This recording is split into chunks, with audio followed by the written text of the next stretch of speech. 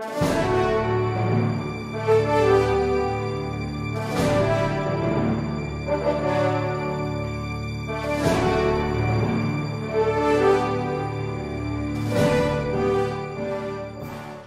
Pimentel wishes to be recognized, Mr. President. The gentleman from Misamis Oriental.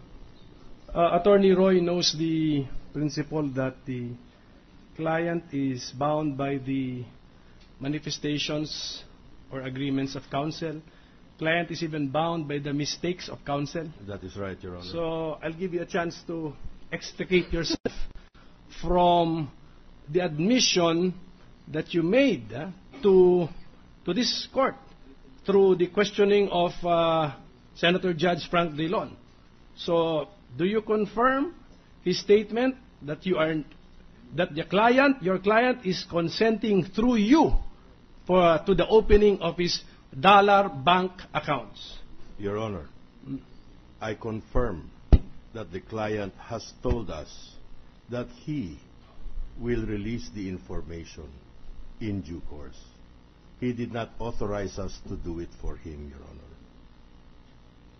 Honor. So he will do it personally and in due course. I suppose that is what he meant, Your That Honor. is your safety mechanism.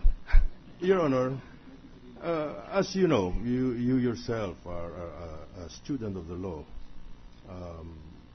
We are not authorized to compromise our client beyond that which they have allowed us to do. The statement was quite simple. Relax lang po, Mr. President. Huwag nyo kung yun lang ang pinoproblema nyo, huwag po kayong mag-apura. Dahil? Bubuksan po naman lahat yan ng punong maestrado. Yun po ang statement na we were authorized to make. Of course, and qualified with the manifestations you have made today. So, okay, we will just have we will refer to the TSN as to the extent of the concessions, the extent of the admissions that you have made today. Let me be clear, Your Honor. This is the way we understood our instructions. The Chief Justice has informed us and authorized us to announce that he will disclose the bank accounts himself at the appropriate time. That is what we mean by in due course, Your Honor. Okay, let's leave it at that. Thank you, Your Honor. Thank you. Okay. The Majority Floor Leader. Yes, Mr. President, we are ready for the ruling of the court. Thank you. The Chair would like to make a statement. If you recall, there was an issue that arose out of the issuance by the Supreme Court of a temporary restraining order upon petition of the Philippine Savings Bank with respect to the disclosure of alleged foreign currency bank accounts of the respondent Chief Justice in the Philippine Savings Bank.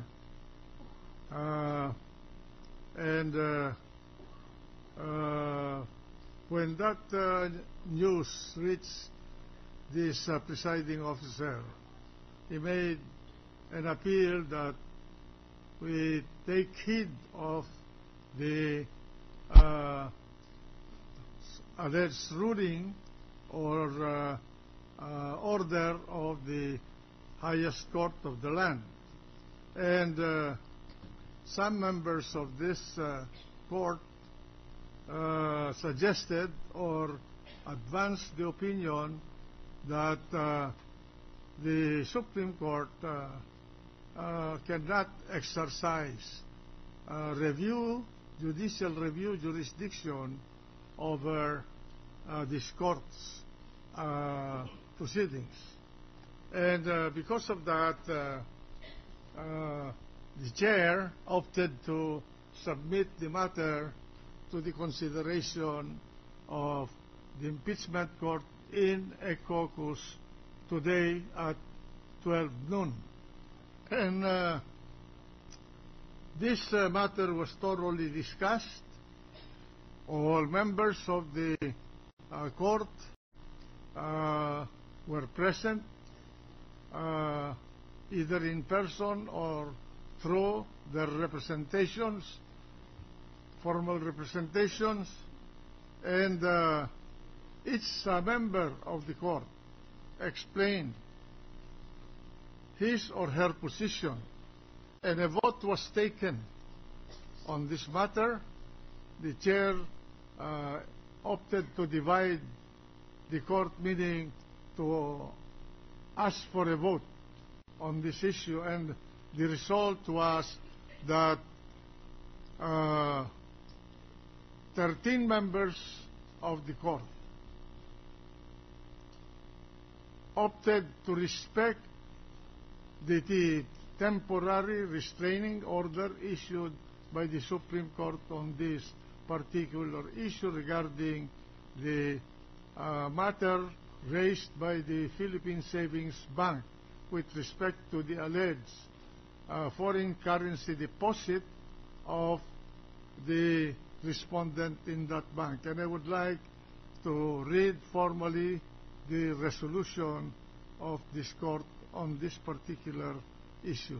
The Senate asserts that it has the sole and exclusive jurisdiction to try and decide impeachment cases, all impeachment cases. This is very clear under paragraph 6, section 3 of Article 11 of the 1987 Constitution. After a deliberation on the issue, the majority of this court has decided to respect the temporary restraining order dated 09 February 2012 issued by the Supreme Court in the case filed by the Philippine Savings Bank insofar as the foreign currency deposit accounts are concerned, meaning that we will respect the temporary restraining order of the court as far as deposits falling under Republic Act 6426, but not under Republic Act 1405, which refers to local currency deposits because of the exception there contained. Nevertheless, the Senate reserves the right to vigorously defend before the Supreme Court the issuance of the subpoenas for the banks for the foreign currency bank deposit accounts.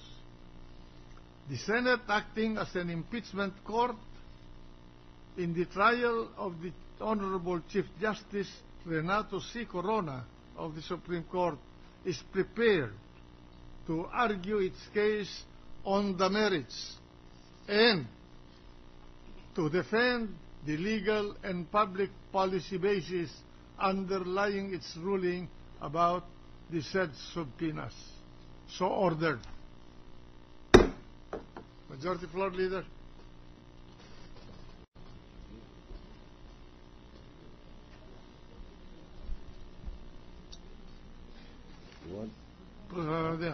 Are the prosecution prepared to proceed with the trial? Mr. President, before we do so, yes, a number of members of the court would wish to have the names of those who voted in favor and against of the temporary restraining order be read. You may. So, with your permission, you may proceed to read the voting or the vote of each member of the court. Thank you, Mr. President. Those who voted to respect the February 9 temporary restraining order of the Supreme Court are Arroyo, Defensor Santiago, Villar, Recto, Escudero, Pimentel, Legarda, Honasan, Revilla, Marcos, Soto, Estrada, and the Senate President.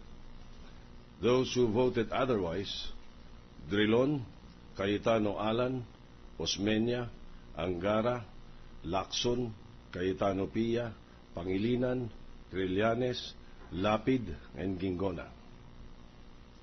For the record, Mr. President. Senator Gingona wishes to be recognized, and then Senator Pimentel, Mr. President.